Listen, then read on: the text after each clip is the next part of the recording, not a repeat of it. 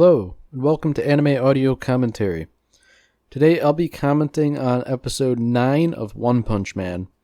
If you'd like to watch along, then start watching now.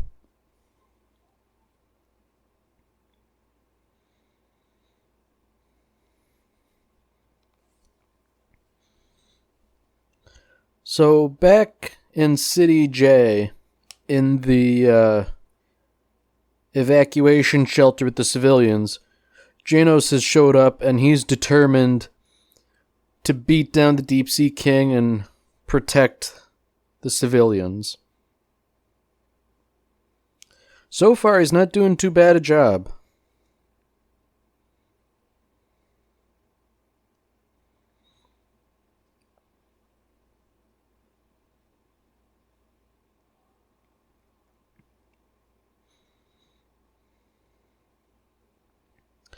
It looks for a moment like Genos won, but then the Deep Sea King just pops back and tears off one of his arms. But for what it's worth, Genos actually got a really solid hit on him. You know, Genos, he's even kind of self-aware. Like, he realizes that, you know, he never learns, and this happens every single time with him. He gets overconfident.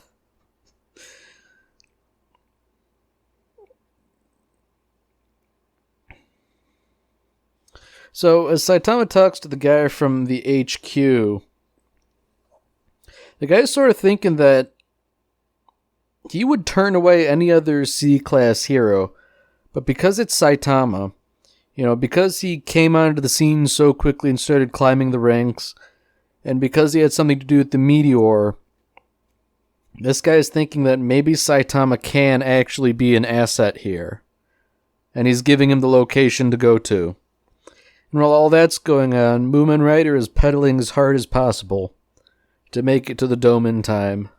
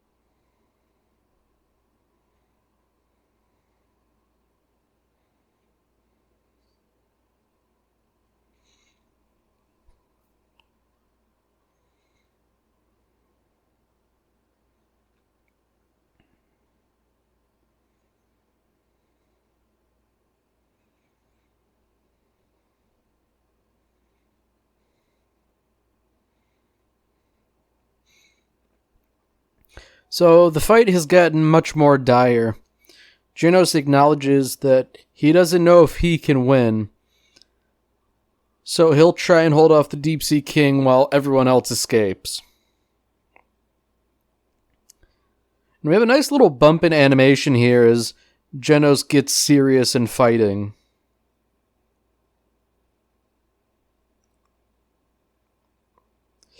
There's a real sense of visceralness to the animation here, with all the punching and kicking and the great bursts of flame that Genos produces.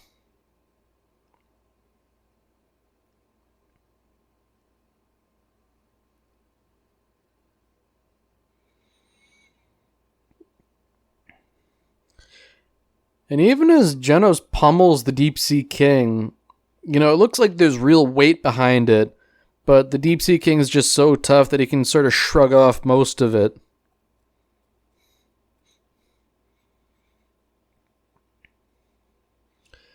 And here we have the sort of inflection point of the fight. Genos sacrifices himself to save a child that the Deep Sea King otherwise would have killed.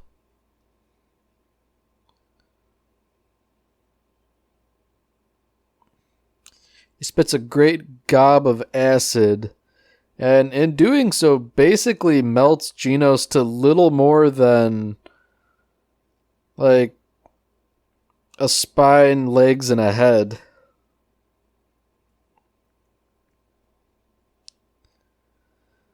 So it's something that I guess indicates how much of a hero Genos is. Like, he professes that he's really only in it for power, but Saitama's sort of rubbed off on him. You know, I don't know if he necessarily would have done that initially.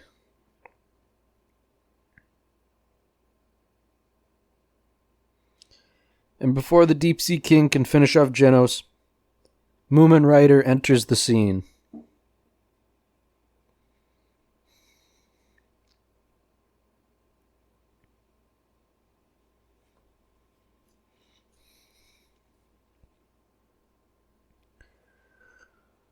So even the citizens aren't under the impression that Moomin Rider can do anything.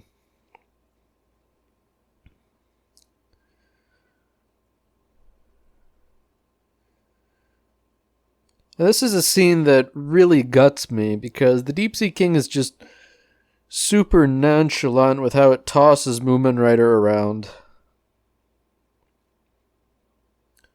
And despite how much he's being pummeled, Moomin Rider just keeps getting back up and continuing to fight.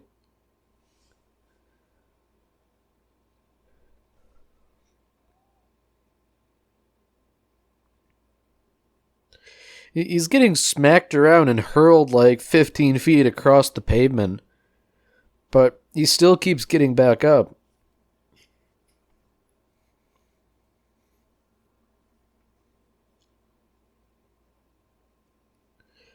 And even as he struggles to keep getting back up, he's giving this speech about how he knows that he's weak and that he doesn't have a chance of saving anyone.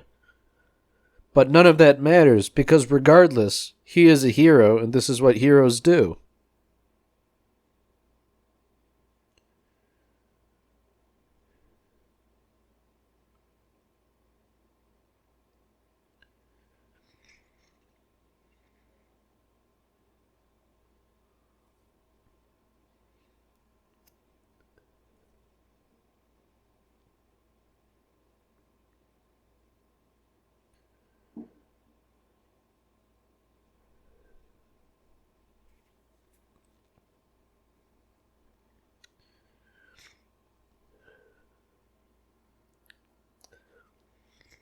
So he's giving this big speech, and even the crowd starts cheering for him, as if there was some vague hope that maybe he could stick it out.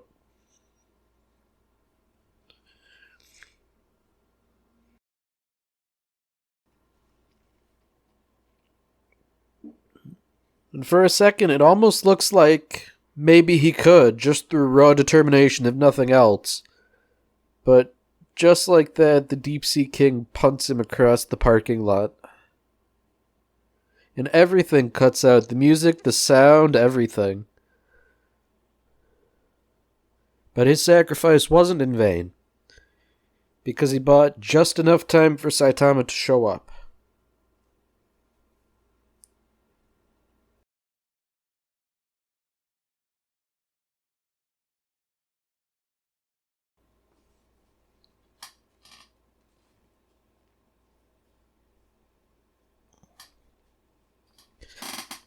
So, just as the Deep Sea King was nonchalant about fighting Moomin Rider, Saitama is equally nonchalant about dealing with the Deep Sea King.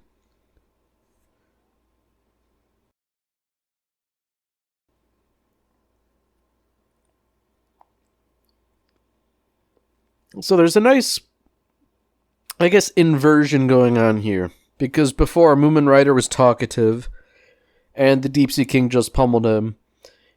And now the Deep Sea King is just sort of talking at Saitama. So they sort of reversed roles.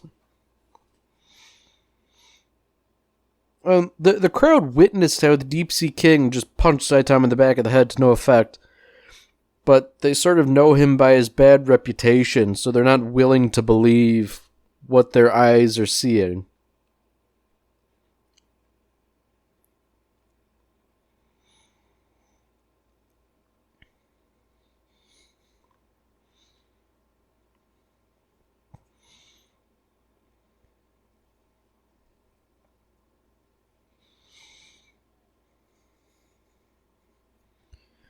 So, in an instant, Saitama punches the torso out of the Deep Sea King.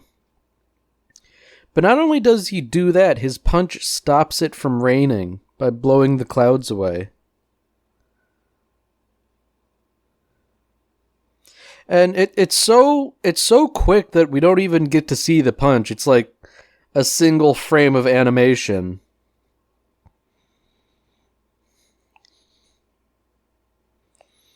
So, Saitama saved the day, and now the crowd's rejoicing. And why wouldn't they be? You know, they're not under the threat of death anymore.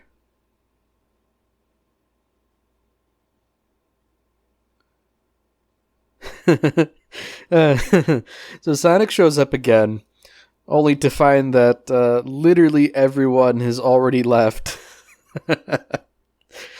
I love Sonic. He's such a dope.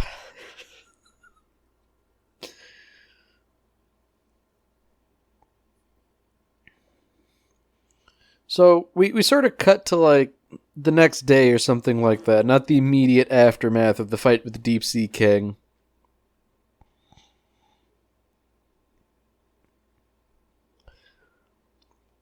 So Genos and Saitama appear to have just been delivered a crate of mail.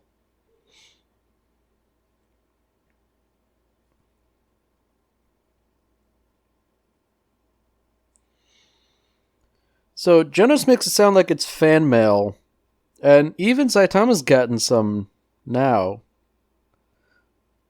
There's one letter that's addressed to him compared to the mountain that Genos received. Unfortunately, it's not a fan letter, but rather it's hate mail, calling him a coward and a cheater and all kinds of stuff like that. Saitama isn't really bothered about it, but you know, Genos sort of is. So, back in the aftermath of the fight with the Deep Sea King, everybody's sort of cheering for Saitama having slain the monster.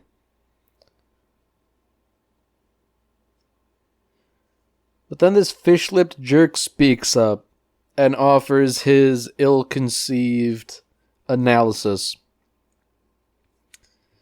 And he posits that if a C-class hero beat the monster, then it wasn't really that tough. And if that monster beat a bunch of A and S-class heroes, then those heroes weren't really that tough either, and therefore worthless. Now, some people rightly mention that, you know, those heroes deserve respect for risking their lives, but this guy takes the more nihilistic stance that, you know, it doesn't matter if their sacrifice was in vain if they didn't save anyone themselves. You know, it happened to work out okay this time, but if it hadn't, everyone would be dead.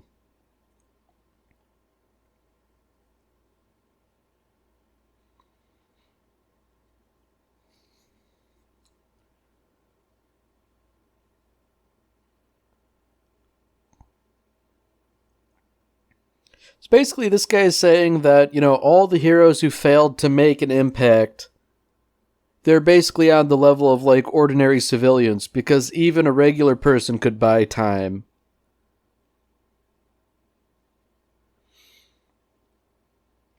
And I think this is one of the best moments in all of One Punch Man, because Saitama hears what they're saying, and he immediately torpedoes his own reputation to protect the other heroes by claiming that he was lucky to have showed up late to fight the monster when it was weak.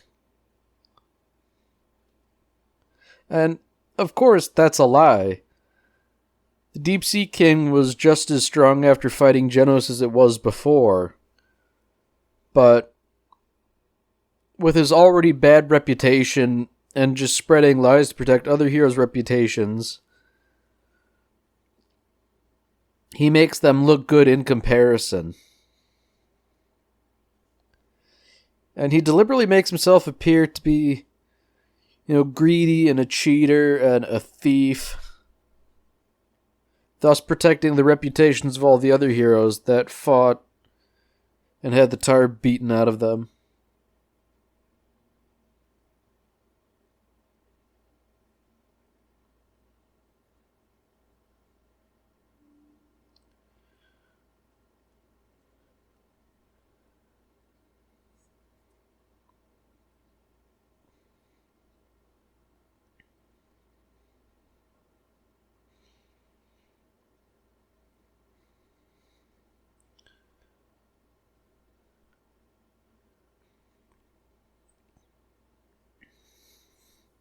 So as Saitama's going through all of his hate mail, he gets one letter that says thank you.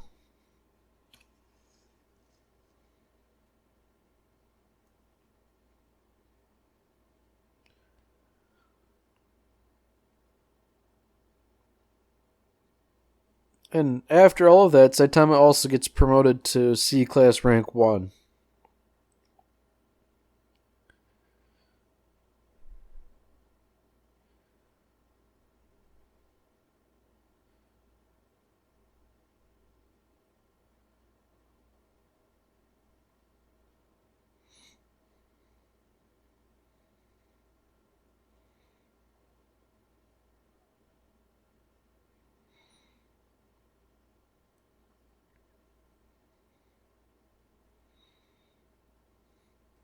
So Saitama goes to the Hero Association, and they want to promote him to B-Class in light of his heroism.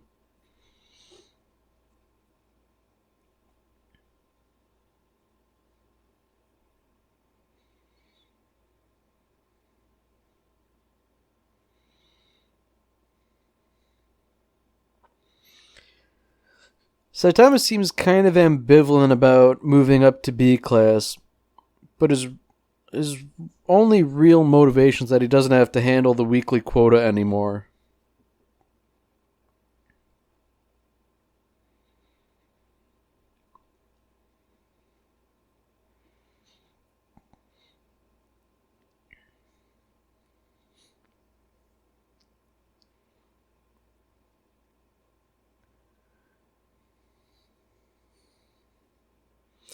So apparently the rumors about Saitama are so extensive that people are even saying he cheated on the physical exams, even though he clearly set records in every category.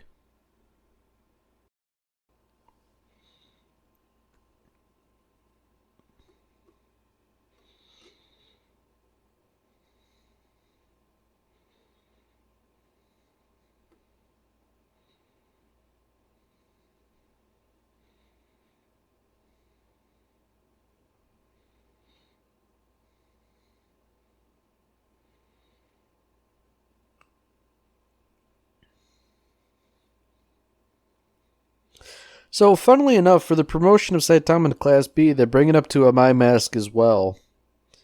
And he says he doesn't really care since it's small fish comparatively.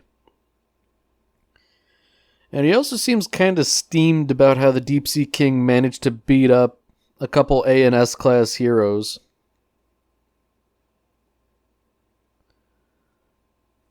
His thing seems to be all about appearance and reputation rather than results.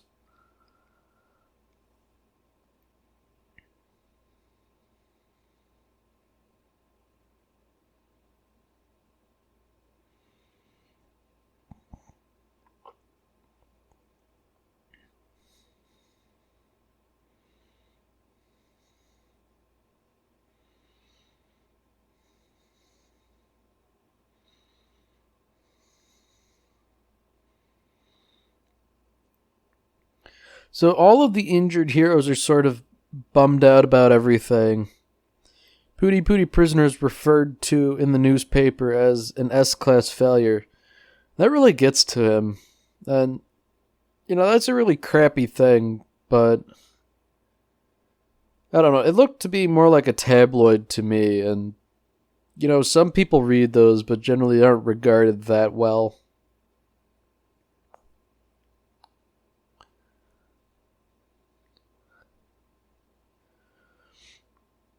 So after being promoted,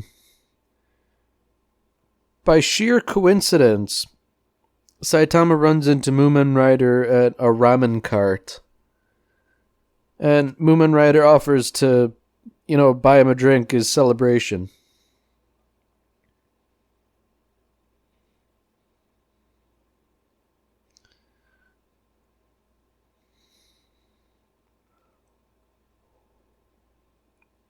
We get a little insight into a conversation between the two of them. And Mumen Rider is also... He's almost trying to warn Saitama about the threat.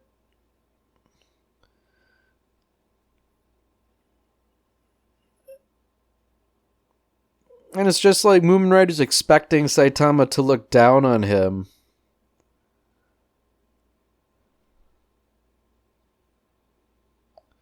But, the two of them, they get along together. In a sense, they're sort of kindred spirits.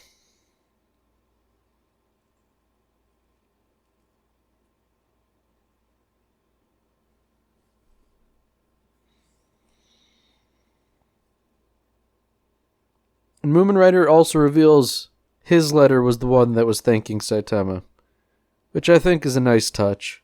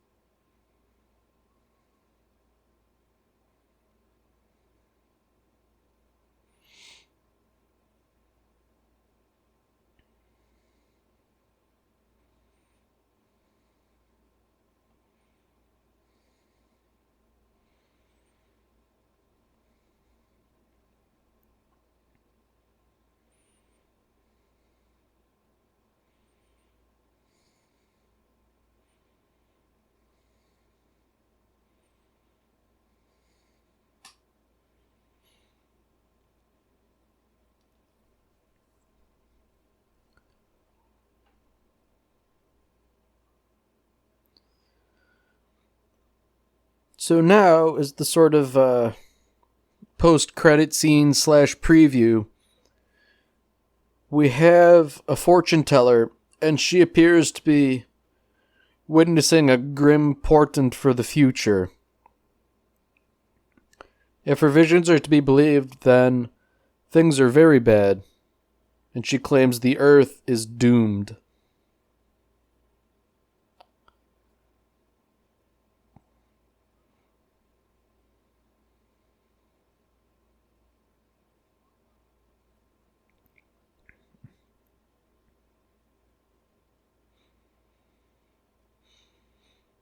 Alright, that's it for this episode.